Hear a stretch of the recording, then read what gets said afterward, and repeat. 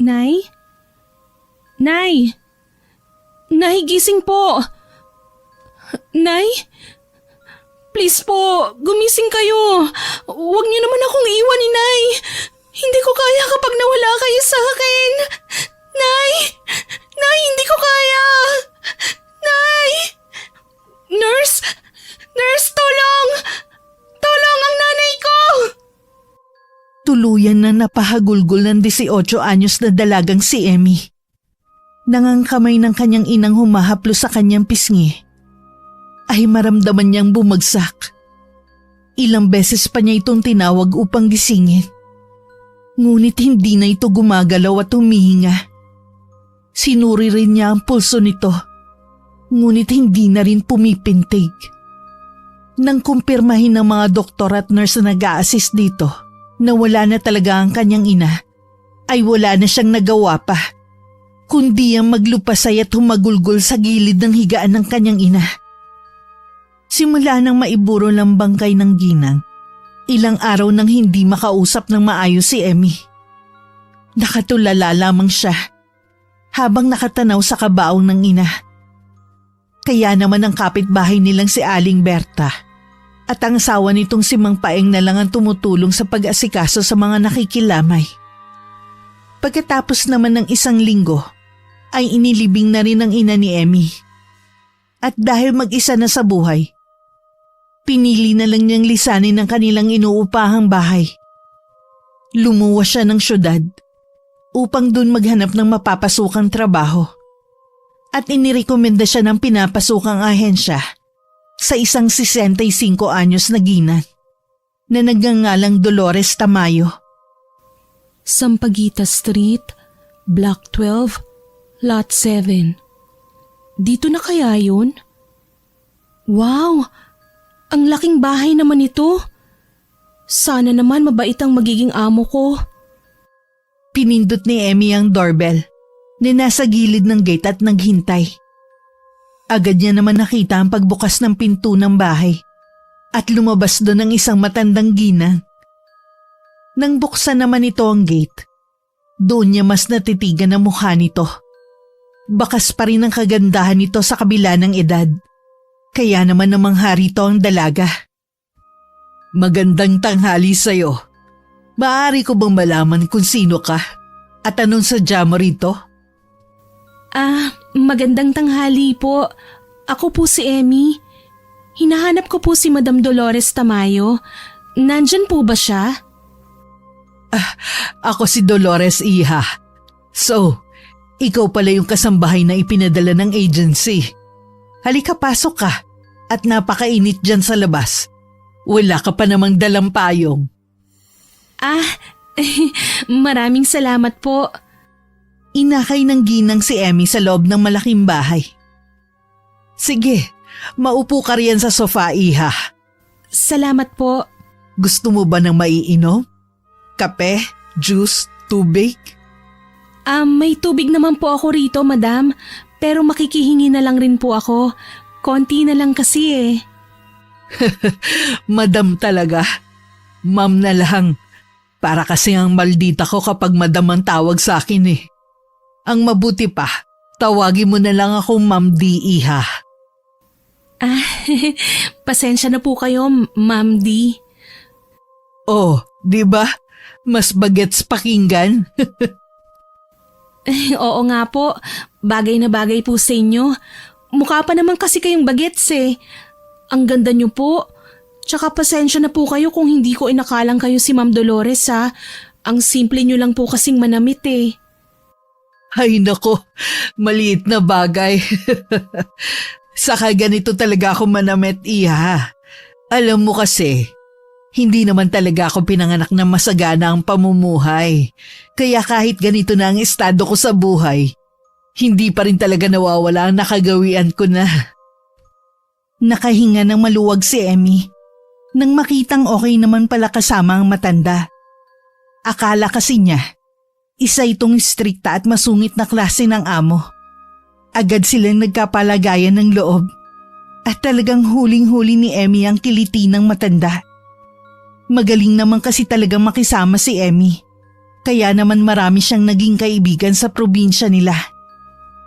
Iha, marunong ka rin ba magluto? Alam mo kasi tumatanda na ako. Kaya all around ang role mo dito sa bahay ko. Pero huwag kang mag-alala dahil hindi ka naman madedehado sa susweldohin mo. You'll be well compensated. Ay, oo naman ho, Ma'am D. Marunong po talaga akong magluto. Ang mga dalaga po kasi sa amin sa probinsya, kailangan ng matuto ng simpleng gawaing bahay. Bata pa lang po kami sinasanay na kami nang sa gayon ay hindi kami mahirapan sakaling makapag-asawa na po kami. Abay siya nga. Maigi naman kung ganon. Alam mo kasi, madalas sa mga kabataan dito sa lungsod, puro barkada na lang ang inaatupag.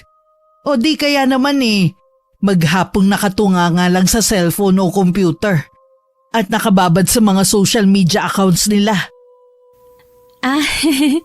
Sa amin ho kasi, Ma'am D, hirap kaming magkaroon ng sarili naming cellphone. Yung iba ho dun sa amin, nag-i-installment na lang para lang magkaroon ng sariling gadget. Mabuti naman at hindi ka nagaya sa kanila, no? O siya, mag-aalauna na pala. Nawili ako sa pakikipagdaldalan sa'yo. Tara na sa kusina. Tulungan mo ako magluto. Sige ho, ano ho bang lulutuin natin? Tinolang bangus. Kumakain ka ba nun? Aba, syempre naman po. Kung hindi niyo ho na itatanong paborito ko ho yun. Aba, at pareho pa pala tayo ng paborito. Mukhang magkakasundo talaga tayo nito, Iha. Bago nila simulan ng kanilang gawain sa kusina, itinuro na muna kay Emmy ng kanyang amo ang gagamitin niyang kwarto. Inilagay niya muna sa loob ang kanyang mga gamit. Saka na sinimulan ng pagtulong sa matandang babae. Pagkatapos nilang dalawang magluto, agad na rin silang kumain. Maraming natutunan si Emmy sa matanda sa pagluluto. Kagaya na lang ng hindi nito paggamit ng vetchin sa mga putahin nito. Ayaw kasi na matanda ng lasa ng pagkaing may vetchin. Nang matapos naman silang kumain, agad nang hinugasan ni Emmy ang pinagkainan nila at pinaglutuan. Pagkatapos mo riyan, Iha, magpahinga ka na muna sa kwarto mo, ha? Bukas pa naman ang talagang simula ng trabaho mo. Sige ho, Ma'am D. Maraming salamat ho. Walang anuman yun. O siya, sige. Aakyat na muna ako sa kwarto ko. Ikaw na ang bahala rito, ha? Sige ho. May ngiti sa mga labi ni Emmy nang makapasok na siya sa maid's room quarter na nasa tabi lang din ng kusina. Alam niya kasing nakuha na niya ang loob ng kanyang amo at sinisigurado niyang magiging madali na para sa kanya ang tumira sa bahay na yun. Ayaw niya kasing matulad sa iba niyang kababaryo na nababalitaan niyang umuuwing luhaan sa kanila dahil malupit ang naging amo ng mga to. Pinapangako niya sa sarili na hindi siya hahantong sa ganung sitwasyon at makakaahon din siya mula sa putik na kinasasadlakan. Kinahapunan, nagpa siya na lamang na magwali si Emmy ng sahig dahil hindi siya sanay ng walang ginagawa. Habang abala sa paglilinis, ay bigla na lamang bumukas ang pinto dahilan upang mapabaling siya ron. Sa kanya namataan ng isang lalaking animoy isang anghel na bumaba mula sa langit. Para kasi sa kanya ay napakakisig nito. Moreno, matangkad at may magandang tindig. Excuse me. Sino ka? At bakit ka nandito sa bahay namin? Magandang hapon po, sir. Ano pong... James, anak, nandito ka na pala. Siya nga pala si Emmy, ang bago nating kasambahay. Ganun ba? Sorry, Emmy. Akala ko kasi kung sinong tao ka lang eh. By the way, ako nga pala si James. Nice to meet you. Nag-aalang ang inabot ni Emmy ang kamay ng lalaki. At para bang nahihiya siyang binitiwan nito agad. Napakalambot kasi ng kamay nito na animoy kamay ng isang babae.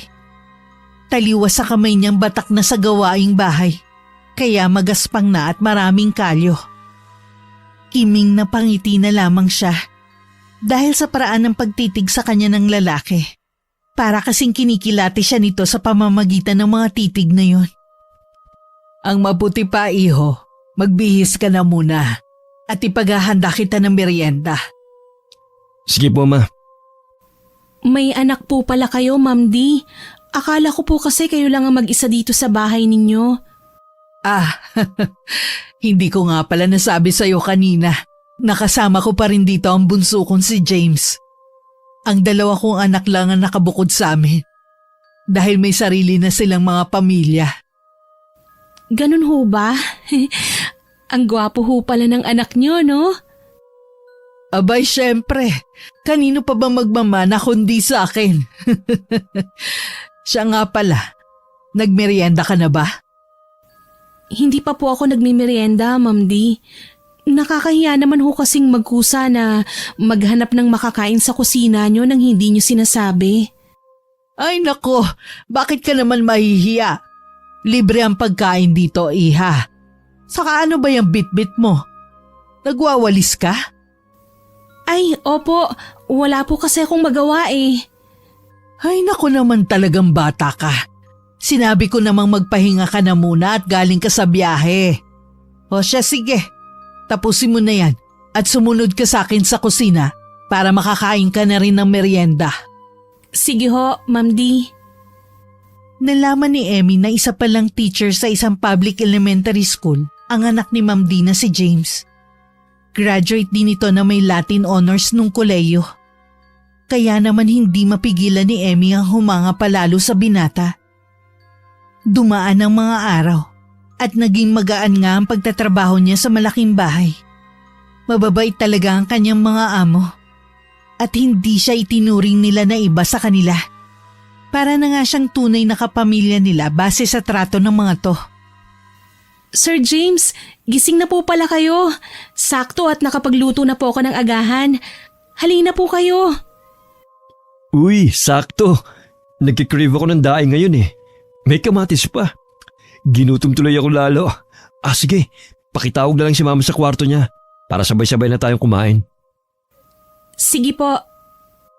Nang makababa na ang dalawa, ay agad naman silang kumain ng agahan ng sabay-sabay. Pagkatapos ay muli nang gumayak ang binata upang pumasok sa trabaho. Naiwan na naman si Emmy sa kusina upang maghugas ng mga pinagkainan at pinaglutuan. Matuling lumipas ang mga oras at hapon na naman. Katulad ng mga nakaraang araw, inaabangan talaga ni Emmy ang pagdating ng kanyang among lalaki. Dahil ito ang inspirasyon niya para pag-igihin pa ang trabaho niya. 5:00 na ng hapon nang dumating ang binata. At agad naman niya itong sinalubong ng isang malapad na ngiti. Magandang hapon po, Sir James. Kumusta po ang araw nyo? Good afternoon din, Emmy. Nakakapagod ang trabaho pero dahil nandiyan ka, parang nawawala na ang pagod ko. Ay, sana naging kapatid na lang kita, no? Siya nga pala. Pasalubong ko para sa'yo. Ito. Wow, donuts! Salamat po, sir. Walang anuman. Sige. Akit muna ako sa taas para makapagbihis. Siya nga pala. Ipagtemplo mo ko ng kape, ha? Sige po, sir.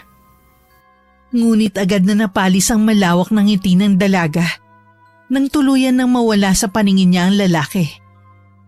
Napangiwi siya sa isiping isang nakababatang kapatid lang ang tingin nito sa kanya. Para kasi sa kanya ay nasakop na ng binata ang malaking parte ng puso niya at ang nais niya ay mahulog to sa kanya. Isang araw ng Sabado, umuwing may kasamang babae si James. Maganda at mukhang mistisa. Angkop din ang taas nito kay James. Kaya naman bagay na bagay sila kung titingnan. Iho, sino naman to magandang dalaga na kasama mo? Abay, parang modelo ang tindig oh. Sorry po, ma. Kung ngayon ko lang po nasabi sa inyo.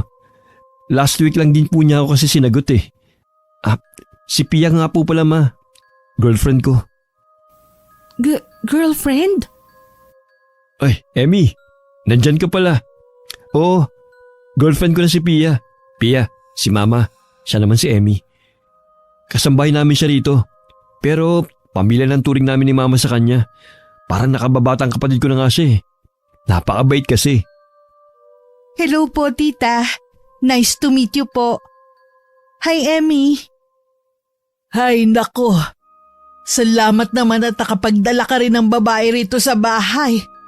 Alam mo kasi, Iha, kung hindi mo na itatanong, napakapihikan niyang si James. Ikaw pa lang ang babaeng dinala niya rito at ipinakilala sa akin. Nako, nakaka-flatter naman po. Si Mama naman eh. Binubuking mo naman po ako eh. Eh bakit? Totoo naman. Eh teka, Emmy, Iha, ipaghanda mo nga ng merienda sina James at Pia. Sige ho, Ma'am D. Hindi mapigilan ni Emmy na mainis sa babaeng kasama ni James. Oo nga't maganda ito. Ngunit hindi niya matanggap na hindi na siya magkakaroon pa ng pag-asa sa binata. Kaya naman nag-isip siya ng isang planong makakatulong sa kanya upang makuha ang binata mula kay Pia. Hindi siya papayag na makuha ng ibang lalaking mahal niya. Kinagabihan, pagkatapos ng kanyang mga gawain sa kusina, ay agad nang naglinis ng katawan niya si Emmy. Isinuot niya rin ang kanyang manipis na sando at maiksing shorts. Hindi na rin siya nag-abala pang magsuot ng panloob. Buo na ang kanyang desisyon. Aakitin niya si James. Pinasadahan niya ng tingin ang kanyang refleksyon sa salamin saka ngumisi. Oo nga't maganda ka at may pinag-aralan, Pia. Pero hindi ako papayag na matalo ng walang ginagawa. Makikita mo, Pia, maaagaw ko si James sa'yo. Hahaha, hindi isang tulad mo ang hahadlang sa mga plano ko. Inabangan nga ni Emmy si James ng gabing yun. Alam niya kasing tuwing gabi ay bumabangon talaga ang lalaki para uminom ng tubig. Kaya nang marinig niya ang pagbukas ng pinto sa kwarto sa taas, ay agad siyang pumwesto sa likod ng kanyang pinto. Madaraanan lang kasi ang kwarto niya bago makarating sa kusina. Kaya nang daraan na sa kanyang harapan ng binata, ay agad niyang binuksan ang pinto at mabilis na lumabas. Nagkabanggaan silang dalawa. At muntika na siyang lumagapak sa sahig kung hindi lang siya nasalo ni James. Ramdam ni Emmy ang tila bulta-bultahing kuryente na dumadaloy sa buong katawan niya dahil sa pagkakalapit ng katawan nila ni James. Nakita niya pang napalunok ito habang nakatingin sa kanyang mga labi. Akmang hahalikan na sana niya ito nang bigla namang matauhan si James at tuluyan siyang nabitiwan. Lumagapak siya sa sahig, kaya napadaing na lamang siya dahil sa sakit ng kanyang balakang. Aray ko po! Sorry Emmy, hindi ko sila sadyang maibagsak ka. Nagulat lang ako eh. Halika, kumawa ka sa akin. Ang sakit ng balakang ko. Bakit mo ba kasi ko inihulog? Kasi, ano ba naman kasi ang suot mo? Bakit ang nipis? Saka anong ginagawa mo rito? Hindi ka pa ba natutulog? Nauuhaw po kasi ko eh. Pasensya na po. Sige. Kumuha ka na ng tubig mo riyan at pumasok ka na kagad sa kwarto mo. Opo. Agad namang kumuha ng tubig si Emmy. Habang panakanak ang sumusulyap sa binata na nooy nakatalikod sa gawin niya. Lihim siyang napangisi. Sa isiping may epekto rin pala siya sa binata. Yun nga lang napigilan nito ang sarili mula sa kasalanang maaari nitong magawa. Kinabukasan maagang gumising ang dalaga para maghanda ng agahan. Sinadya niyang magsuot ng t-shirt na hapit para lumitaw ang magandang hubog ng kanyang katawan. Wala naman kasi siyang uniforme na para sa mga kasambahay at tanging pambahay lang ang suot niya. Kaya wala siyang narinig na reklamo mula sa matanda nang makita siya nito. Napansin naman niya ang pag-iwas ng tingin sa kanya ni James. Kaya muli na namang sumilay ang mapanuksong ngisi sa kanyang mga labi. Iha, pagkatapos mong kumain, magbihis ka ha? Samahan mo ako sa mall at may bibilhin ako. Opo, Ma'am D. Ikaw ba, iho? May lakad ka ba? Wala naman po ma. Pero pupunta po rito mamaya si Pia. Ah, ganun ba? O sige, magdadala na lang kami ni Emmy ng panghimagas mamaya. Sabihin mo dito na siya mananghalian, ha? Sure po ma. Nang marinig yun ni Emmy, ay napairap na lang siya sa kawalan. Naisip niyang baka may milagrong gawin ng mga to habang wala sila. At dahil doon, agad na kumulo ang dugo niya. Ngunit habang nagbibihis siya sa kanyang kwarto, ay narinig niya ang boses ng binata na nasa kusina at tila ba may kausap sa telepono. Dahan-dahan niyang binuksan ang pinto at sumilip doon para makinig sa mga to. Ha? Eh bakit? Nasabi ko na kay mama na pupunta ka rito ngayon, Han eh. Emergency? Ay. Okay, sige. Okay lang yun, Han. Oo na, hindi ako galit, okay? Nagtatampo lang ako kasi quality time sana natin ngayon eh.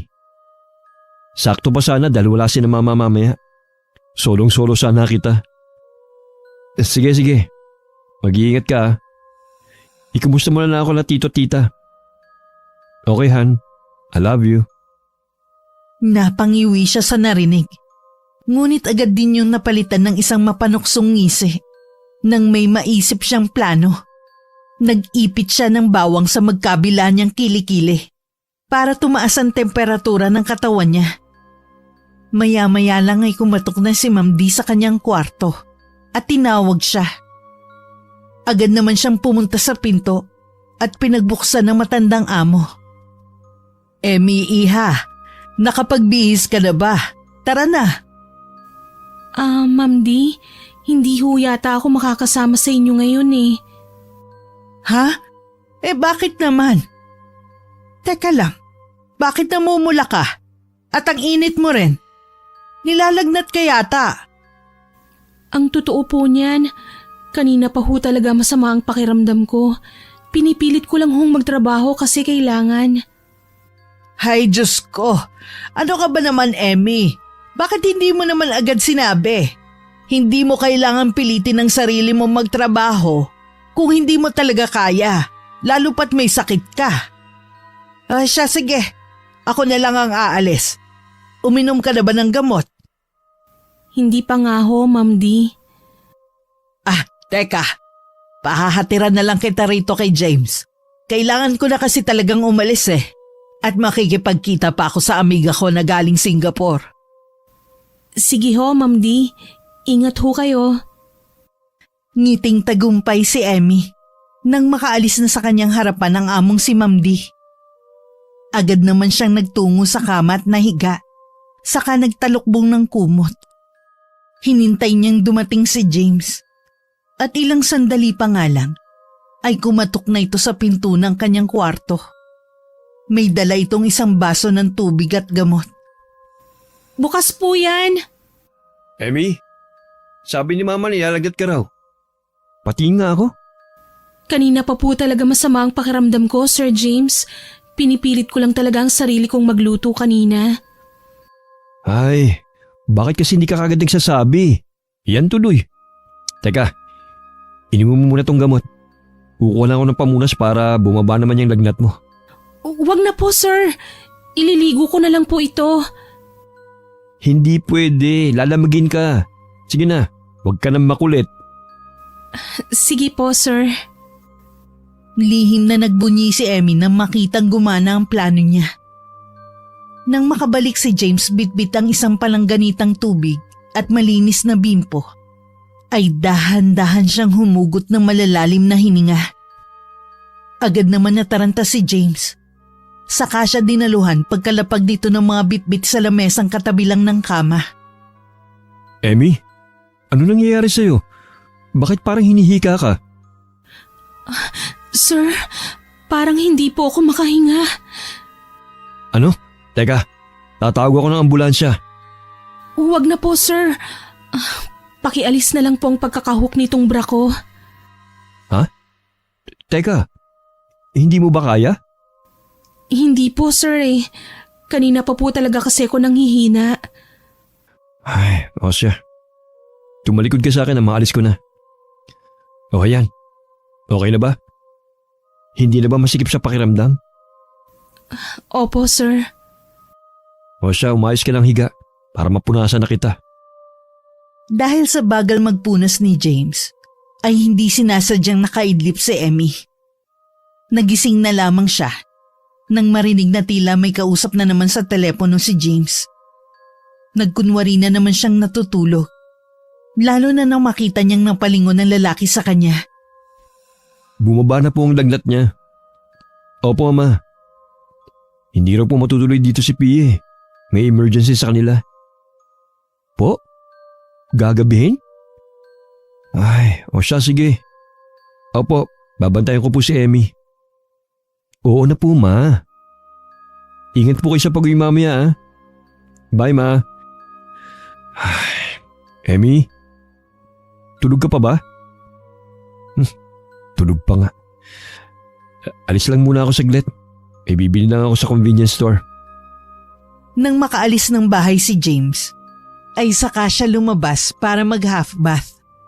Natatawa lang si Emmy sa sarili sa naiisip, lalo na't narinig niya ang usapan ng dalawang amo.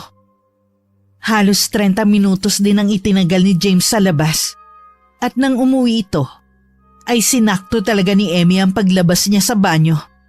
Binangga ni Emmy si James nang patungo ang lalaki sa kusina, habang siya naman ay palabas ng banyo. Dahil nga nakatuwalya lang siya, nahulog ito mula sa pagkakatapis sa katawan niya at saka umaktong masakit ang balakang. Diyos ko, Emmy! Anong ginagawa mo dyan sa banyo? Naligo ka ba? Aray! Ang sakit ng balakang ko, sir. Nag-half bath lang naman po ako kasi ang init ng pakiramdam ko eh. Teka, ibalik mo muna yung tapis mo. Bilis, hindi kita mabubuhat ng ganyan ka. Hindi ko po kaya, sir. Masakit po talaga ang balakang ko. Baka po may na-dislocate na buto.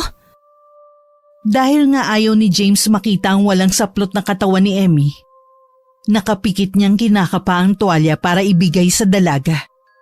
Ngunit dun na kumuha ng pagkakataon si Emmy. Ibinalandra niya ang katawan sa kinakapa ni James. Kaya imbis na tuwalya ang makapa niya, ay legs ni Emmy ang nahawakan niya. Sandaling natigilan si James at bahagyang nagmulat ng mata. Nang mapagtantong legs pala ng dalagang nahawakan niya, ay agad siyang napatayo.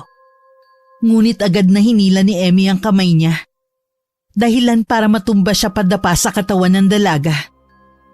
Dahil nakapambahay na muscle sando at aslan short lang ang binata, ay damang-dama niya ang init ng katawan ni Emmy. May kung anong nabuhay sa katawan niya dahil sa simpleng pagkakadikit ng mga katawan nila. Ngunit pinilit niyang huwag magpadala sa tukso. Mabilis siyang umalis mula sa ibabaw ng dalaga. Ano ba, Emmy? Nahalata na kita, ha?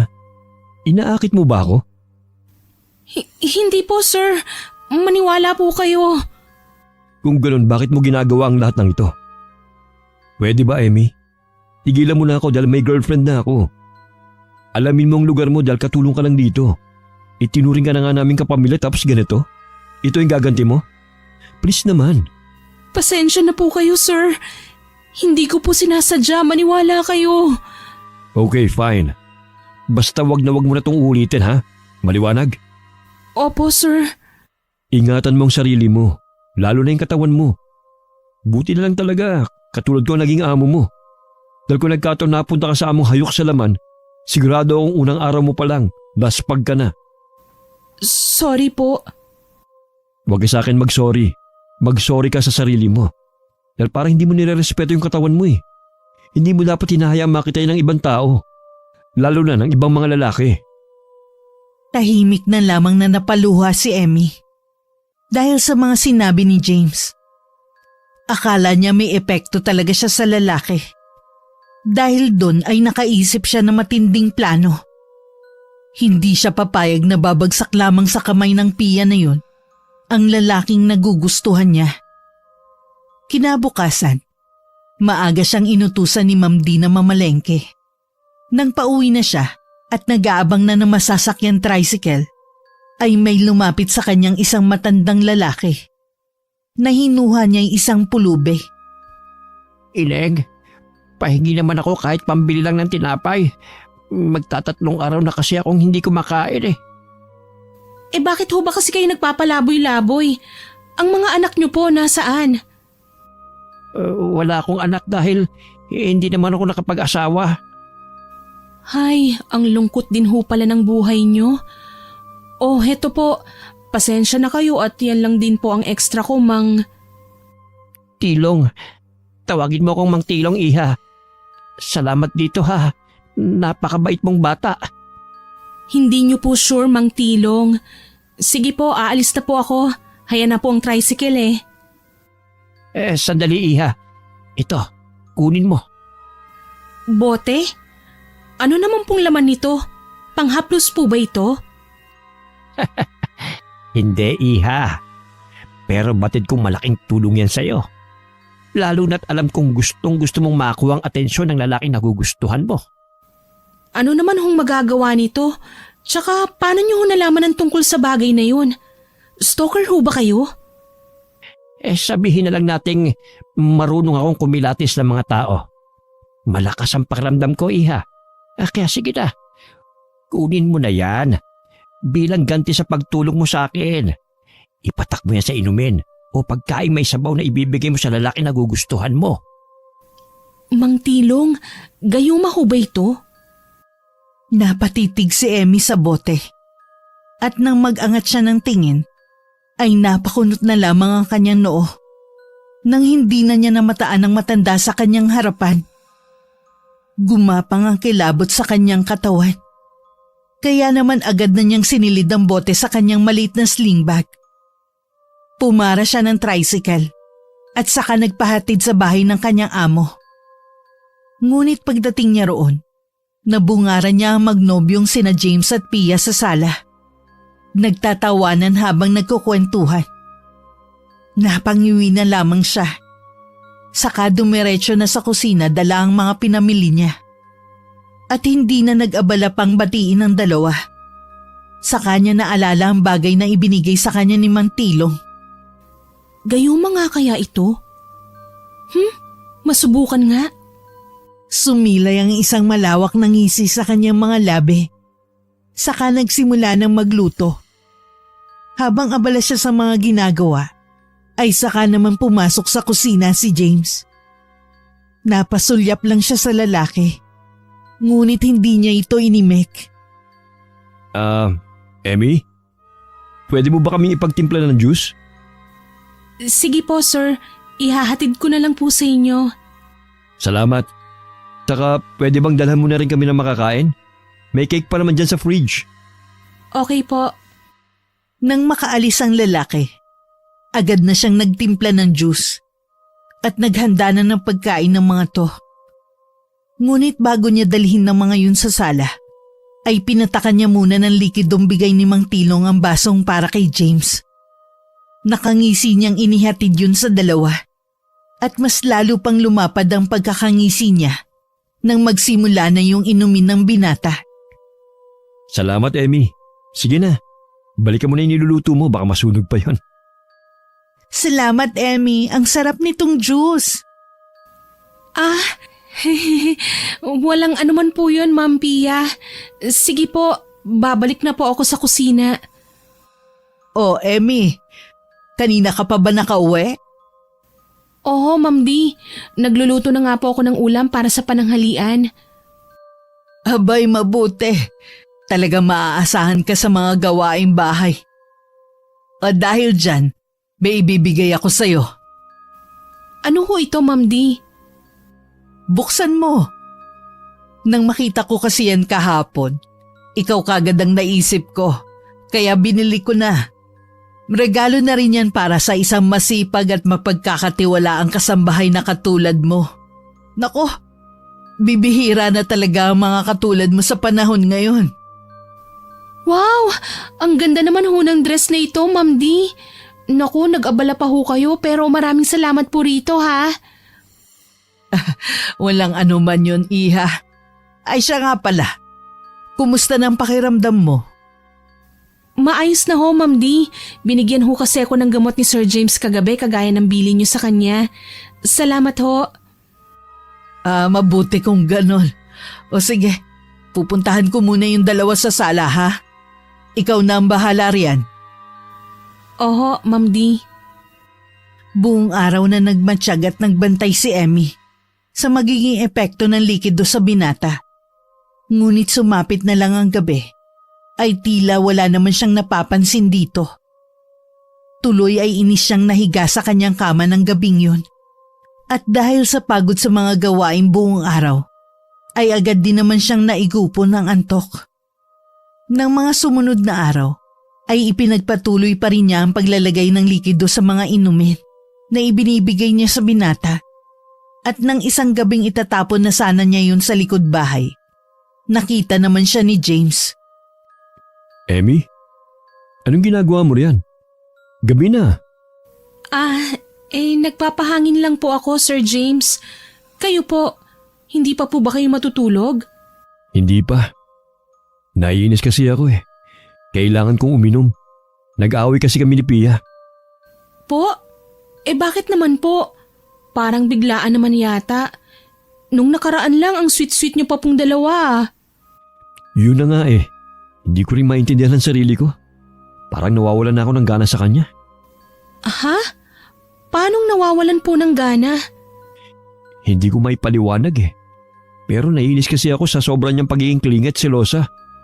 Minsan nga eh, nahuli niya ako nakatingin sa'yo. Mantakin mo ba namang sampaling kagad ako? Sino hindi mainis nun, di ba? Kasi naman sir, bakit po ba kasi kayo nakatingin sa akin? Alam niyo naman ang mga babaeng katulad namin, ayaw nang may kaagaw sa atensyon ng mga lalaking mahal namin. Ayaw po namin silang tumitingin sa ibang babae. Wala namang ibig sabihin yun eh. Napatingin lang talaga ako sa gawin mo. Ang kaso nga lang, bigla-bigla kasi siyang nananakit. Magnobyo at nobya pa lang kami niyan ha. Paano pa kaya kapag naging mag-asawa na kami? Baka bugbog na nga abutin ko sa kanya kapag nagkataon. Lihim na napangisi si Emmy. Sa isip niya'y baka tumatalab na ang gayuma sa binata. Kaya nagsisimula ng magkalamat ang relasyon nito sa nobyang si Pia. Pasimple niyang ibinulsa ang botelyang naglalaman ng gayuma. Naitatapon na sana niya sa pag-aakalang niloloko lang siya ni Mang Tilo. Ngunit nang marinig niya ang hinaing ng binata, doon niya napagtantong ito na nga ang makakatulong sa kanya para maagaw si James mula kay Pia. Mukhang kailangan niyo ng karamay ngayon, sir ah. Sige lang po, ilabas niyo lang yan at makikinig ako. Maraming salamat, Emmy ha. Pasensya ka na kung nasungitan ka nung nakaraan. Hindi ko yun sinasadya. Naku sir, wala po yun. Tsaka kasalanan ko rin naman po talaga. Binigyan ko po kayo ng maling ideya. Hindi po kasi ako naging maingat kaya nangyari ang mga bagay na yon. Umiinom ka ba? Halika, samahan mo ako. Hindi po Pero para po sa inyo, sige po. Minsan lang naman po to Tsaka first time ko pong makakatikim ng beer. Pinagbabawalan po kasi ako ni nanay na uminom nito kahit na nasa tamang edad naman na ako. Matanong ko lang, nasa na ba ang mga magulang mo? Bakit hinahayaan ka nila magtrabaho at mga tulong? Alam mo Emmy, sayang ka. Maganda ka pa naman at mabait. Mabuti na nga lang at dito ka na-recommend ng agency. Kung sa maling amo ka napunta, ewan ko na lang kung ano na nangyari sa'yo. Grabe naman po kayo, sir. Hindi naman po siguro. Wala naman na po kasi akong mga magulang. Yung ibang mga kamag-anak ko, hindi ko naman po kilala dahil si nanay lang talaga ang kasakasama ko mula nung maghiwalay sila ni tatay. So hiwalay pala mga magulang mo. Kapatid, wala ka bang kapatid? May ate po ako, kaso dinala siya ni tatay Ayaw pa nga sanang pumayag ni nanay kaso dahil na rin sa hirap ng buhay, hinayaan na lang po niya. Hindi niya rin naman kasi kami kayang buhayin ni ate Bakit hindi mo sila hanapin ngayon? Hindi na. Hindi ko rin naman alam kung paano sila hahanapin Sinubukan ko na nga gamitin ang social media accounts ko kaso wala eh. Inisa-isa ko na nga mga account ng mga taong kapangalan nila pero wala talaga. Hindi sila yun. Ay, ang hirap nga niyan. Pero sana mahanap mo ang ate mo sa tatay mo. Para naman hindi ka ganito nag-iisa lang sa buhay. Wala ka bang litrato nila? Baka pwedeng gamitin natin yan at i-post sa social media account mo. Nang sa ganun, maraming makakita. Malay mo naman, di ba? Makarating yung sa ate at tatay mo. Hindi naman po ako nag-iisa eh. Nandyan naman po kasi kayo ni Ma'am D para sa akin. Pamilya na po ang turing ko sa inyo kaya kahit papano hindi na po ako nalulungkot. Pero maganda nga po yung naisip nyo. Sige, maghahanap po ako ng litrato nila. Baka may naisingit si nanay dun sa maliit na photo album namin. Lumipas ang mga araw at mas lalo nga naging malapit sa isa't isa sina Emmy at James. Hanggang sa isang Lunes ng umaga, wala nang binata sa bahay dahil pumasok na ito sa trabaho habang si Ma'am D naman ay nasa banyo at naliligo. Narinig niya ang sunod-sunod na pagkatok sa pinto kaya naman pinagbuksan niya ito. Ngunit isang malakas na sampal ang sumalubong sa pisngi niya. Napabaling siya sa kaliwa. Dahil sa lakas ng pagkakasampal ni Pia sa kanya, hindi siya agad nakahuma. Kaya naman hindi na niya nagawang ilagan ang isa pang sampal na dumapo sa kabila pa niyang pisngi. Walang iya kang babae ka! Akala ko pa naman mahinhin ka dahil isa kang probinsyana. Pero ibang klase ka! Nasa loob pa lang kulo mo, malandi ka! Aagawin mo pa talaga sa akin si James, ha? Ano po? Ma'am Pia, hindi po. Hindi ko po inaagaw si Sir James sa inyo. Wala po akong inaagaw. Ha? Akala mo ba hindi ko alam ang ginagawa mo? Napapansin ko ang panakanaka mong pagsulyap sa boyfriend ko. Huwag ka na nga magmaang-maangan pa, Emmy. Aminin mo na lang na malandi ka talaga at inaakit mo ang boyfriend ko. Pia! Emmy! Ano nangyayari dito? Bakit kayo nagsisigawan? Emmy, iha! Anong nangyari sa pisngi mo? Hindi ko ho alam, Ma'am D. Pagbukas ko ho ng pinto, bigla niya na lang ho akong sinampal. Pinararatangan niya ho ako sa isang kasalanang hindi ko naman ho ginagawa.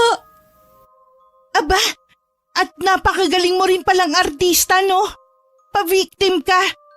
Kahit alam mong ikaw ang may kasalanan, naguhugas kamay ka. Huwag kayo maniwala sa babaeng yan, tita. If I know, may masamang balak ang malanding babaeng yan. Kaya niya inaakit ang anak ninyo. Ano? Gusto mo mapunta sa'yo si James? Inaakit mo siya para patulan ka niya. At kapag nabuntis ka, saka ka maghahabol. Gold digger! Walang ano-ano'y sinugod ni Pia si Emmy ng sabunot. Huwag po! Tama na po, Ma'am Pia! Huwag niyo po akong sabunutan. Masakit po! Pia! Tama na yan! Maawa ka naman kay Emmy. Sa nakikita ko wala namang ginagawa si Emmy, iha. Nabilog na rin po ba ng babaeng yan ang ulo niyo, tita? Inaakit niya si James. Bakit ba siya pa rin ang kinakampihan ninyo?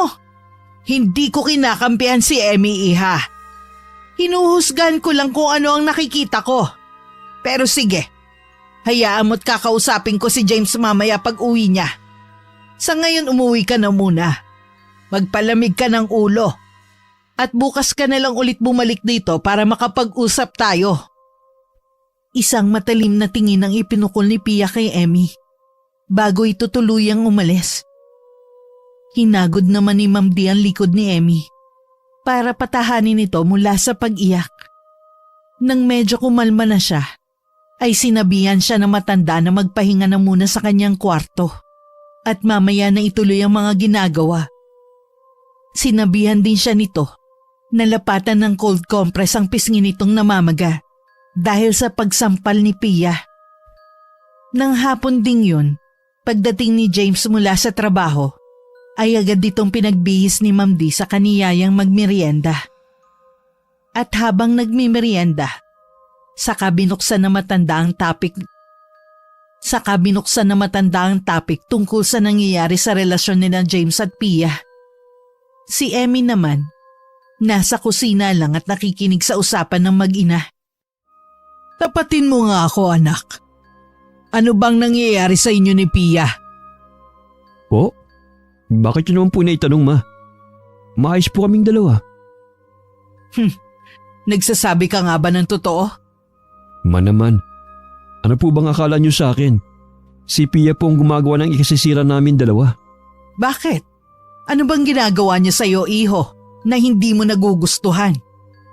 Masyado po siyang clingy at selosa. Gusto niya, siya palaging nasusunod. Tsaka nananakit na rin po siya eh. Kung ngayon pa nga lang na hindi pa kami kasal, ina-under niya na ako. Paano pa kaya pag kinasal na kami? Kung gano'n naman pala bakit hindi niyo pag-usapan ng bagay na yan? Kailangan niyong ayusin ang problema ninyo. Yun na nga po, ma eh.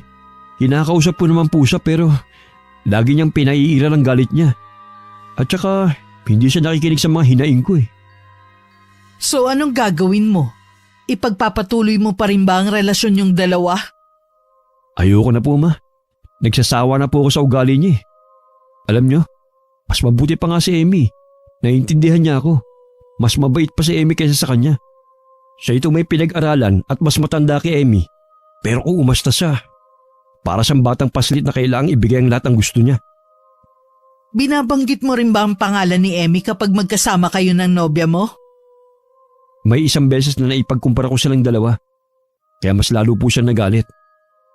Tapos kung ano nang salita ang binato niya sa akin. Kesyo kinakabit ko raw si Emmy. Hindi nga ba? Ma, mabait po si Emmy. Hindi bagay sa kanyang ginagawang kabit. Hindi niya deserve yun. Dapat maranasan ni Emmy kung paano siya itrato ng tama ng isang lalaki.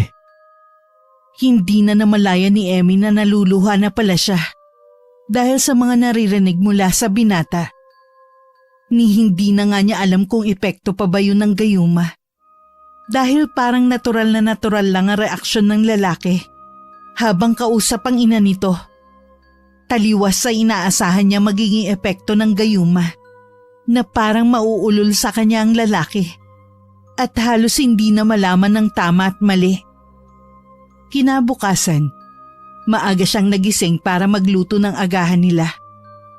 Nang matapos ay lumabas muna siya para magwalis ng bakuran at magdilig ng mga halaman. Habang abala sa gawain, ay narinig niyang may sumisitsit sa kanya.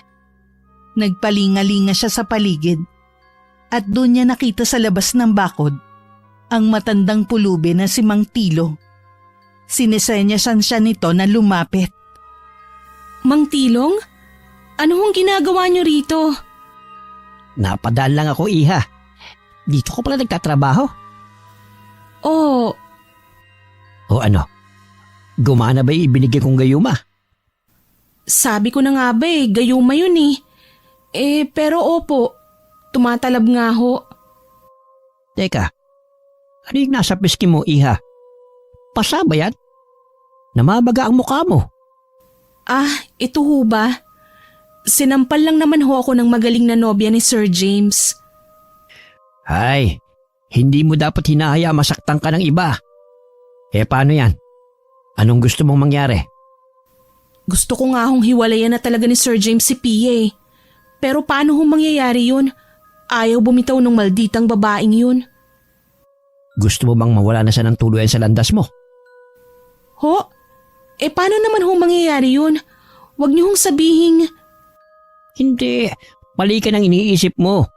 Hindi natin papatayin yung babae. Tuturuan lang natin siya ng leksyon. Anong leksyon ho? Tsaka paano ho natin yun gagawin? Sa pamamagitan ng kulam.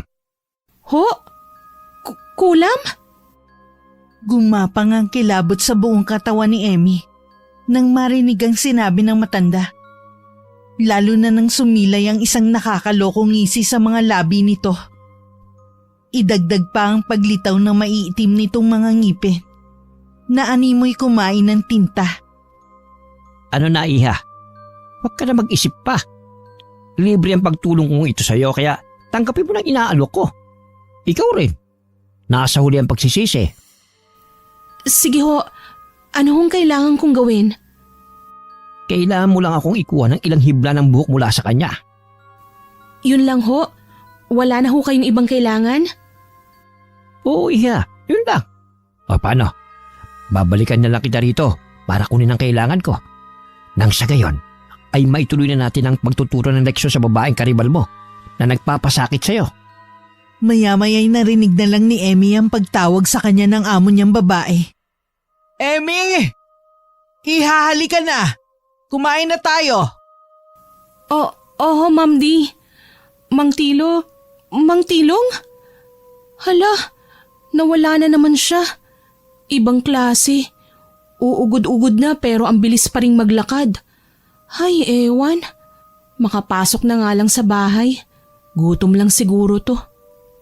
Lumipas ang 2 araw na hindi nagpapakita sa kanila si Pia. Akala nga ni Emmy ay nagkaayos ng 2. Subalit isang gabi, nagulat na lamang siya nang may biglang humablot sa buhok niya habang naghuhugas siya ng mga platong pinagkainan nila ng hapunan. Aray! Ano ba? Bitiwan mo ako! Piha! Piha, ano ba? Aba, at may gana ka pa talagang tawagin ako ng Pia lang, ha? Wala ka na talagang respeto sa aking babae ka. Matitikman mo talaga ngayon ang galit ko, ahas ka! Inahas mo ang boyfriend ko! Gold digger, mga agaw! Ahas! Ano ba? Hindi ko inaagaw si Sir James sa'yo. Kasalanan ko ba kung umaayaw na siya sa'yo dahil dyan sa pag-uugali mo? Tulong! Aray! Masasaktan ka talaga sa akin! Binuksan ni Pia ang kalan at akmang ingungudgod na sana nito si Emmy roon. Nang biglang makabawi si Emmy at nahatak ang buhok ni Pia. Sa kanya naalala ang bilin ni Mang Tilong. Kaya naman nilakasan niya ang pagsabunot dito hanggang sa makakuha siya ng ilang hibla mula sa buhok ng dalaga. Saka naman dumating ang mag-inang Dolores at James. Agad na inawat ng binata ang 2. Ngunit sadyang malakas ang pagkakakapit ni Pia sa buhok ni Emmy. Diyos ko, Pia! Anong ginagawa mo rito? Saka bakit mo sinasaktan si Emmy? Bitiwan mo siya, iha! Pia, ano ba? Bitiwan mo nga si Emmy. Ma, pakipatay nga po yung kalan, baka madisgrasya sila. Pakiusap! Tulungan niyo ako! Ma'am Di! Sir James! Pia, bakit mo ba sinasaktan si Emmy? Ano na naman bang kasalanan niya sa'yo, ha? Tita, gold digger ang babaeng to. Can't you see? Dahil sa kanya nakipaghiwalay sa akin si James. Dahil sa babaeng ahas na to. Ahas siya. Inahas niya sa akin si James, tita. Pia, nadidinig mo bang sarili mo? Hindi kita hiniulan para kay Emmy. Nakipaghiwalay ako dahil sa ugali mo. Kaya pwede ba? Tama na yan kung ayaw mong tumawag pa ako ng pulis. Dahil sa sinabing yun ng binata, ay agad na natauhan si Pia at pabalyang binitiwan ng buhok ng kawawang katulong. Dinuro pa nito si Emmy bago tuluyang lisanin ng malaking bahay. Inalo naman ni James ang dalaga habang si Ma'am D naman ay nakakahalata na sa 2. Ngunit pinili ng matanda na ipagsawalang bahala yon. Alam niya kasing kapatid lang ang turing ng anak sa kanilang katulong at wala nang hihigit pa ron. Kinabukasan, nagulat na lang si Emmy nang biglang sumulpot sa harap niya ang matandang si Mang Tilong. Oh, bakit para ka nakakita ng multo yan? Bakit ho ba kasi kayo biglang sumusulpot? Nung nakaraan, bigla-bigla kayong nawala tapos ngayon na naman para kayong kabuti na tumutubo lang kung saan. Pasensya ka na kung nagulat kita, iya. O siya, o ano? Nakakuha mo na ba yung kailangan ko? Oho, teka lang at kukunin ko sa kwarto. Sandali lang ho ah. Sige, iha. Pakibilisan mo lang, ha? Nagmamadaling ang tinungo ni Emmy ang kwarto para kunin ng ilang hibla ng buhok ni Pia na nakasilid sa isang plastic na ziplock. Saka siya muling lumabas ng bahay para ibigay yun sa matanda. Saktong pagkabigay niya nun ay saka naman niya narinig ang pagtawag ni James sa kanya. At katulad nung nakaraan, paglingon niya sa matanda ay bigla na naman itong nawala. Emmy, sino kausap mo dyan? Ah, itong mga bulaklak. Kinakausap ko sila kasi sabi ng iba, mas gaganda raw ang tubo ng mga ito kapag kinakausap. Ganun ba? Tayo na sa loob. May papakita ako sa'yo. Ha? Ano naman yun? Nakita ko ng tatay mo. Nag-send siya sa akin ng mensahe sa social media account mo. Talaga ba? Oo, kaya tara na sa loob nang mabasa mong mensahe niya. Hindi maipaliwanag ni Emmy ang nararamdaman ng mga sandaling yon. Magkahalong kaba at galak sa maaaring maging reaksyon ng kanyang ama sa paghahanap niya rito at sa atin niyang matagal nang nawalay sa kanya. Napaluha pa nga siya nang malamang nasa Pampanga lang pala ang mga to. Niyaya pa nga siya ng ama na pumunta roon para naman makapag-banding din silang tatlo. Pumayag naman siya at nakaset na ang pagpunta niya roon sa katapusan ng buwan. Day off rin kasi niya ang araw na yun. Balak niya ring isama si James na noon ay nobyo na niya. Pansin mo ba? Hindi na nagagawi rito si Pia. Oo nga, pero hayaan mo na siya. Mabuti nga yun ang matahimik naman ang buhay natin. Lagi na lang niya ako sinasaktan eh. Tapos dinadamay ka pa niya. Eh may kasalanan din naman kasi ako eh. Hindi na ako dapat na nang himasok sa relasyon nyo. Nanahimik na lang sana ako at umiwas. Siguro kayo pa rin hanggang ngayon. Emmy, huwag mong sisiyan ang sarili mo. Si Pia ang may kasalanan. Siya ang hindi marunong umintindi. Siya ang may problema, hindi ako. At mas lalong hindi ikaw. Kaya huwag ka na masyado mag-isip dyan. Ang mahalaga, yung tayo. Yung ngayon. Walang kamalay-malay ang dalawa na naririnig na pala sila ni Dolores. Hindi nila inaasahan ng biglang pagsasalita nito. Anong ibig sabihin nito, James? Anong meron kayong dalawa ni Emmy? Ma'am Di? Ma, please. Magpapaliwanag ako. Tama ba ang iniisip ko? Kayo ng dalawa?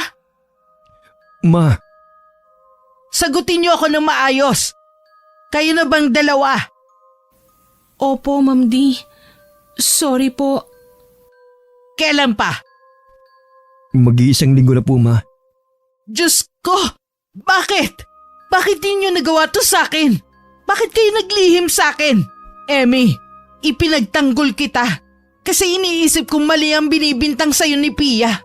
Pero bakit malalaman ko may namamagitan nga talaga sa inyo ng anak ko? Ha, Emmy? Bakit? Sorry po, Ma'am Di. Mahal ko na po kasi si James eh. Patawarin po ninyo ako. Mahal? Ha? Totoo ba? Ano tong bagay na to, ha? Nagitla si Emmy nang makitang hawak ni Ma'am Di ang maliit na botelyang naglalaman ng gayuma na ibinigay sa kanya ni Mang Tilo. Hindi niya malaman ang sasabihin, lalo na nung nagtatakang napatingin din sa kanya si James. Tila nahuli ng pusa ang kanyang dila at hindi nakapagsalita agad.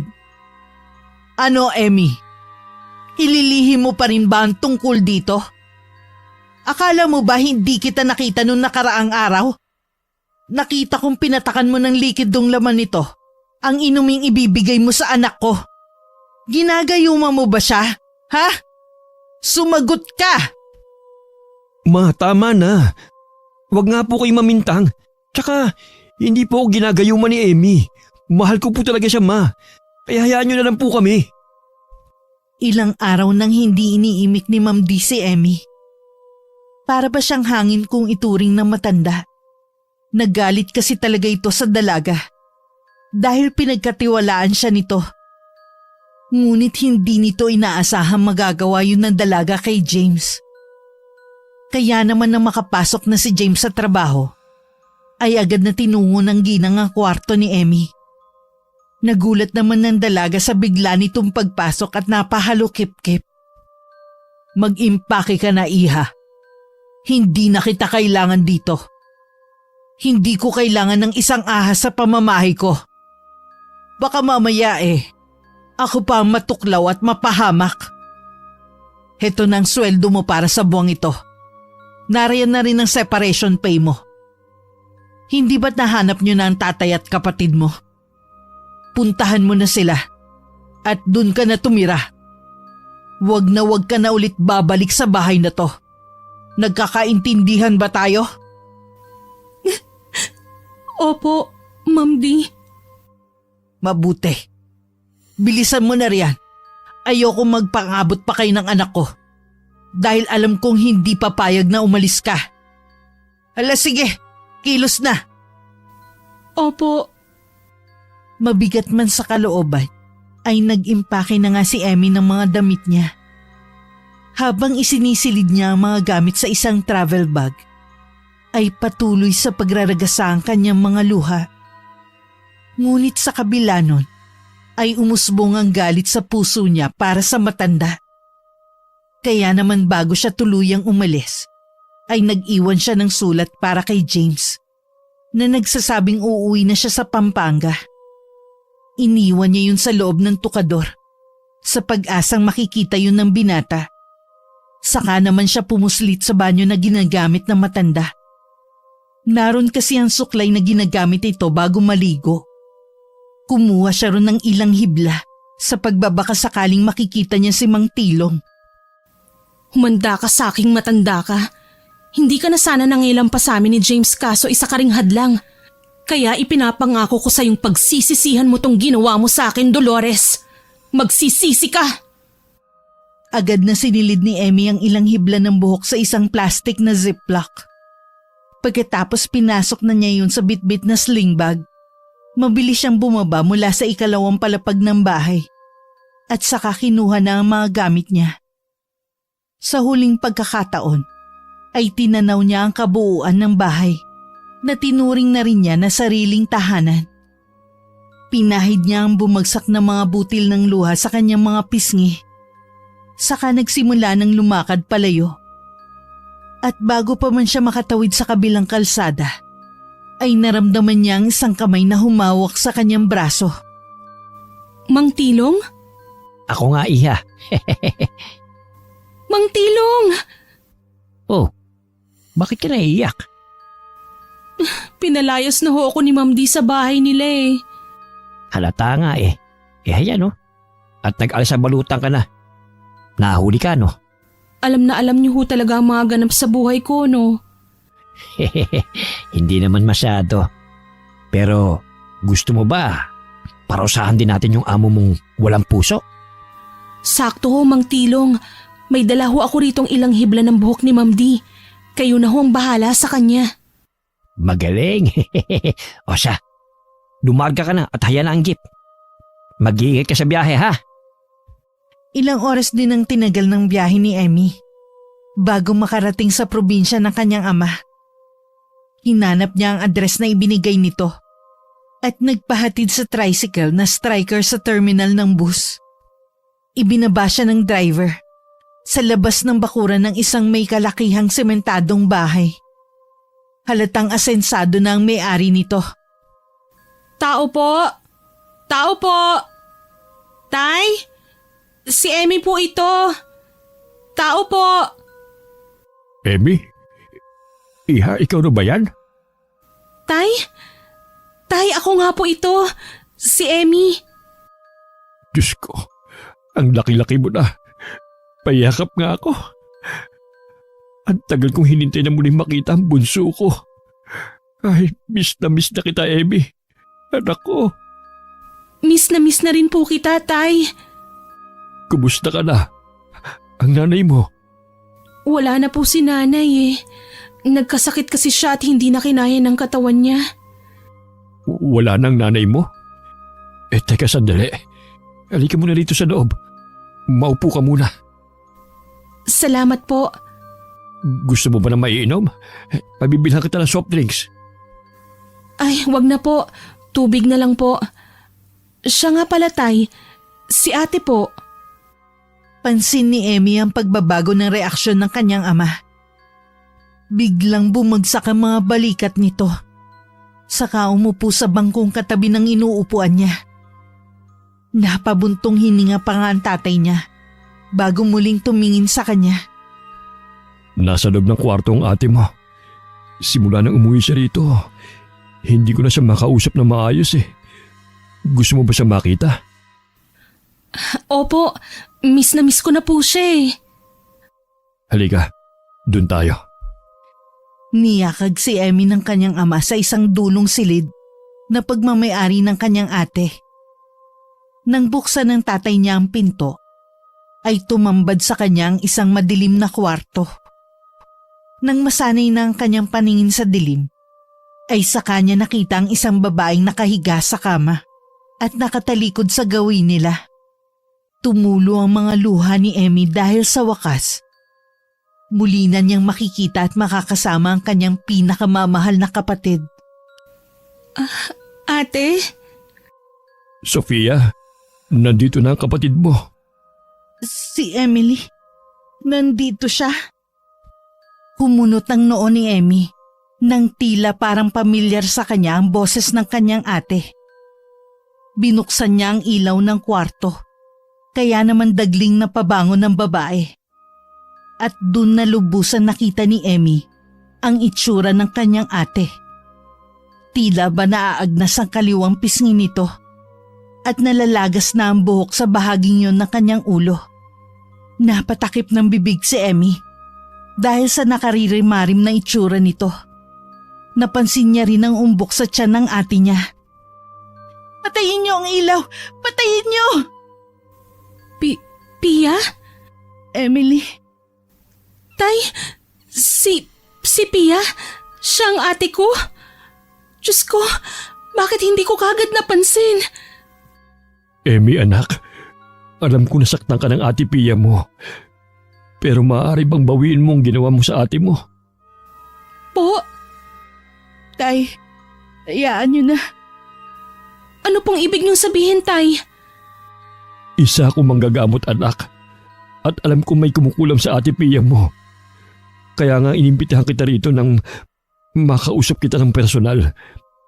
Ang sabi kasi ng ate Pia mo, nasaktan ka raw niya kaya nangyayari ang lahat ng ito sa kanya ngayon. Pero, hindi ko po alam na si Pia ang ate Sofia ko. Ate, patawarin mo ako. Hindi ko sinasadya. Talagang nabulag lang ako ng galit ko sa'yo dahil sa ginawa mong pananakit sa akin kaya ako nagawang ipakulam ka. Tsaka, ikaw ang naging hadlang sa amin ni James. Naiintindihan ko, Emmy. Kaya nga sana mapatawad mo rin ako sa mga nagawa kong pananakit sa'yo. Kung hindi pa ako umuwi rito, hindi ko pa malalaman na ikaw pala ang kapatid kong matagal nang nawalay sa amin ni tatay. Hayaan mo ate, tatay. Hahanapin ko si Mang Tilong nang sa gayon ay mabawi ko ang sumpa ng kulam sa'yo, Ate Pia. Akala ko talaga hindi na kayo magkakaayos na dalawa. Natutuwa ko't naisang tabi niyo ang galit na nararamdaman niyo para sa isa't isa. Kung alam ko lang po na si Pia pala ang ate ko, nagpaubaya na sana ako. Hindi ko na sana tinutulan ang relasyon nilang dalawa. Nakagawa pa ako ng kasalanan at ginayuma ko pa si James para lang maagaw ko siya kay Ate Sofia. Kaya pala unti-unti na nagbabago si James. Ginagayuma mo nga siya. Sorry ate, hindi ko talaga alam ang ginagawa ko noon.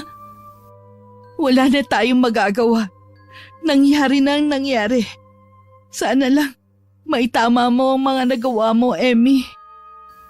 Tay, aalis po ulit ako. Kailangan kong mahanap si Mang Tilong. Sandali, halika rito.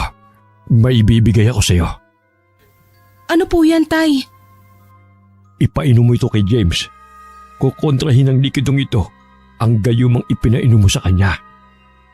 Dalang determinasyong itama ang mga mali niya, ay muling lumuwas sa lungsod si Emmy kinabukasan. Nais niyang hanapin si Mang Tilong para pakiusapan itong itigil na ang pagpapahirap sa Ate Sofia niya. Alam niyang hindi na siya pwede pang bumalik sa bahay ng kanyang dating amo. Ngunit wala naman siyang ibang mapupuntahan. Pinindot niya ang doorbell na nasa gilid ng gate. Ngunit wala ni isang lumabas mula sa bahay.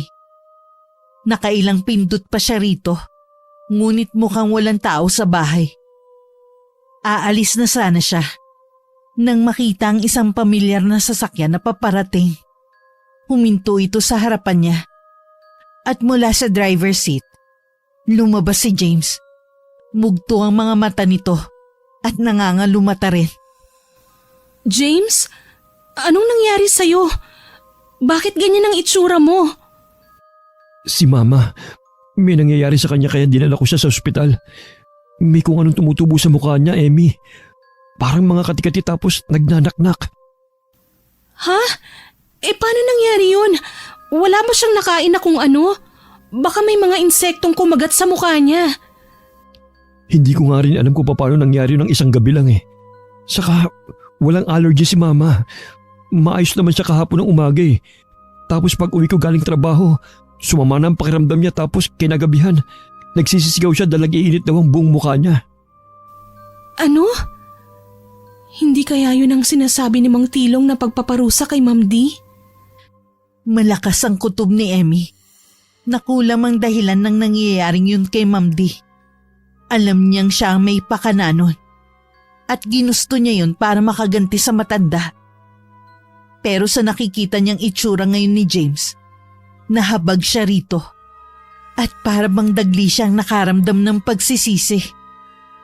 Mas lumakas ang determinasyon niyang mahanap si Mang Tilong para sabihing bawiin na nito ang mga sakit na ipinataw nito kina Pia at Ma'am D.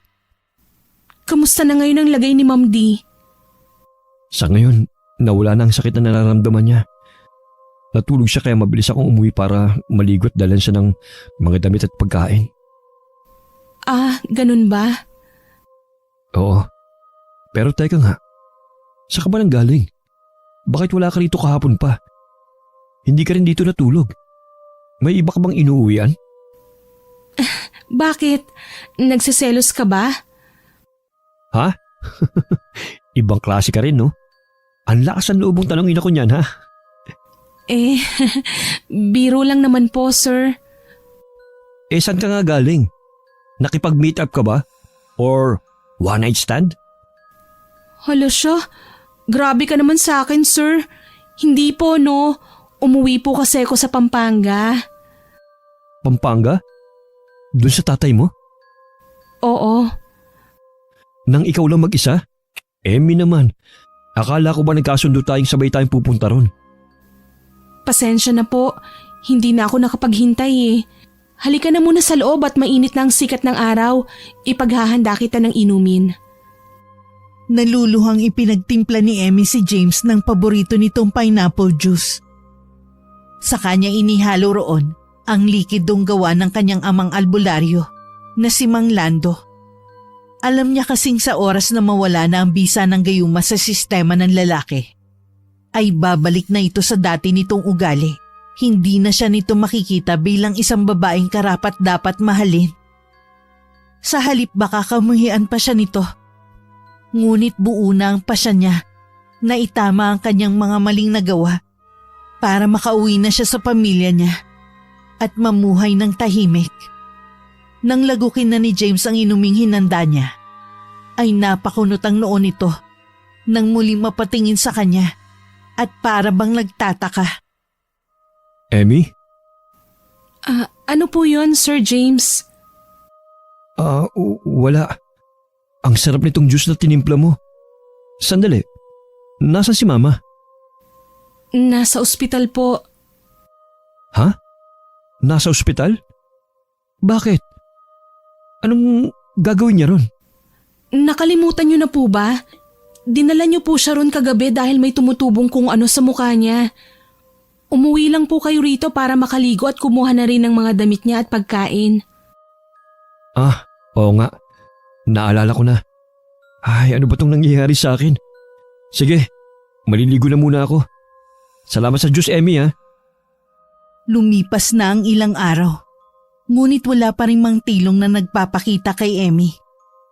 Nawawalan na siya ng pag-asang mababawi pa ang sumpakin na Ma'am D at Pia. Kaya namang pinili niyang umuwi na lang ulit ng Pampanga. Alam niyang isang malaking desisyon ang gagawin niya. Ngunit yun lang ang tanging paraan para maitama ang lahat. Tay, nakapagpasya na po ako. Kailangan niyo pong kontrahin ng kulam alang-alang sa kaligtasan ni ate. Pero Emmy, anak, paano ka? Hindi lang sa mangkukulam babalik ang sumpa, kundi pati na rin sa'yo. Ako po ang may kasalanan, Tay. Kaya ako po ang dapat na magbayad. Alam kong mali na nakipagkasundo ko sa matandang mangkukulam na yun. Kung hindi lang sana ako nagpadala sa emosyon ko, hindi sana mangyayari ang lahat ng ito. Tsaka Tay, 2 buhay po ang nakasalalay rito. Anong ibig mong sabihin, anak? Tay, ipinakulam ko rin po si Ma'am D. Naging tutol din po kasi siya sa amin ni James kaya ako nagawa yun. Pero nagsisisi na po ako. Alam kong walang kapatawaran ang ginawa ko dahil para ko na rin isinanla ang kaluluwa ko sa demonyo sa ginawa kong yun. Kaya para po makabawi, hayaan niyo na po akong saluhin ng parusa. Ayaw sana ng tatay ni Emmy na kontrahin ng kulam. Subalit dahil sa pamimilit ng dalaga, ay nagpa siya na lamang itong gawin ang nais ng anak. Tama rin naman kasi ang layunin ng dalaga. At kailanman, hindi magiging solusyon sa problema ang paghingi ng tulong sa mga kampon ng dilim. Inihanda na lamang ni Emmy ang kanyang sarili. Sakaling bumalik na nga sa kanya ang sumpa. Kinagabihan, agad isinagawa ni Mang Lando ang ritual para sa pagbabalik ng pataw na parusa sa tunay na may sala. Si Emmy naman na nasa katabing silid ng kanyang ate ay nagsisimula ng makaramdam ng kakaibang init sa kanyang katawan. Para ba yung sinisilaban na hindi niya mawari? Nangati rin ang buo niyang katawan at maging ang kanyang tiyan ay unti-unting umuumbok. Ah! Ang sakit!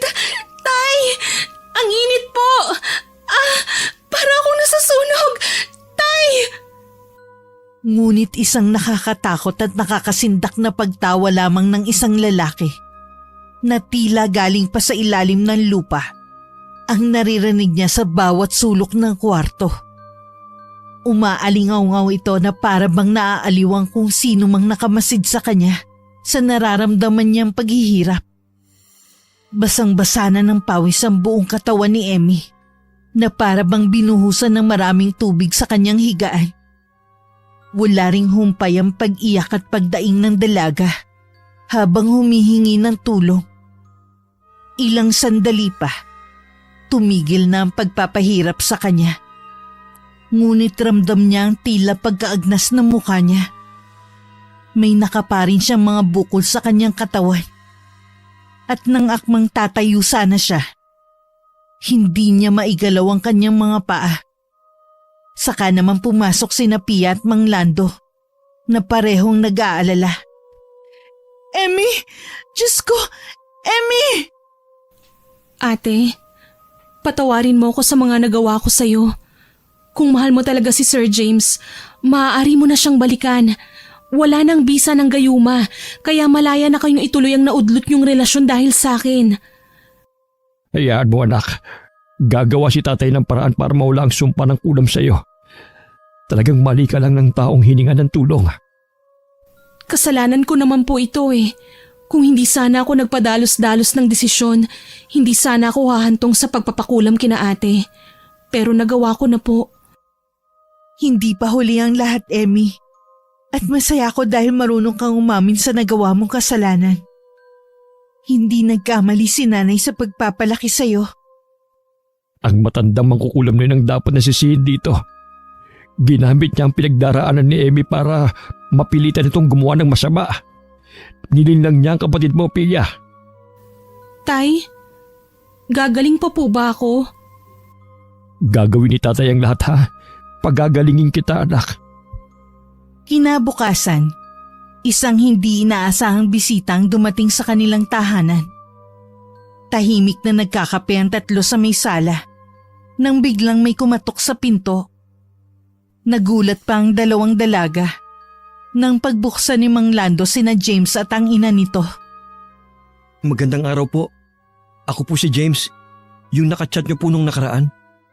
Ah, natatanda kita. Hali kayo, pasok. Gusto niyo rin ba ng kape? Ipagtitimpla ko kayo. Sige po. Tila may open forum sa pagitan nilang lima ng umagang yon. Doon nalaman ni na James ang ginawa ni Emmy. At doon din nalaman ni Emmy na si Mang Tilong pala ay tatay ng dating katulong ni na Dolores na nagpakamatay dahil sa maling paratang. Napagbintangan kasi ito na nagnakaw ng isang alahas na bigay ng yumaong asawa ni Dolores. Pero ang totoo, ang isang katulong ang gumawa nun at sinet up lamang ito para mapalaya sa bahay ni na Dolores. Hindi totoong walang asawa at anak si Tilong, Emmy. Gawa-gawa lang niya ang kwentong yon para magpaawa sa'yo. Pero ang totoo, gagamitin ka lang niya para gantihan kami. Ang walang yang matandang yon? Kayo lamang ang may atraso. Pero hindi niya na dapat pang idinamay ang anak ko na walang kalaban-laban. Ikaw lang may nagawang mali sa kanya. Pero bakit pati si Pia? Pinatawan niya ng sumpa. Dahil nasaktan ko po ang matandang yun. Minata ko po siya. Dahil po sa itsura niya. Ano ka mo? Pia, hindi kita pinalaking ganyan. Alam kong mali ang ginawa ko, Tay. Dahil hindi niyo naman ako pinalaking mata pobre. Ang kaso, nagkataon lang talagang bad trip ako ng mga sandaling yun. Kaya siya ang napagbuntunan ko ng inis at galit ko. Tay, pinagsisisihan ko na po yun. Pero huli na para magsisi, Pia. Siguro magsilbi na lang sana itong leksyon sa ating lahat na ang lahat ng ginagawa natin may bumabalik na karma. Depende na lang kung mabuti o masama. Tama ka, iho. Kaya sana mahanap ni Tilong sa puso niya ang pagpapatawad sa iyong ina at kay Pia. At sana, wala rin siyang iba pang mabiktima gamit ang itim na karunungan. Sinikap nilang lahat na mamuhay ng tahimik at walang inaapakang ibang tao. Hindi rin tumigil si Mang Lando sa paggawa ng lunas sa sumpa ng kulam na ipinataw kay Emmy. Unti-unti ay bumalik na ang dating itsura ni Pia. Maging si Dolores ay gumagaling na rin. Nagkabalikan si Pia at James habang si Emmy naman naging masaya at kontento na sa pagmamahal na natatanggap niya mula sa kanyang natitirang pamilya. Wakas. Nay? Nay!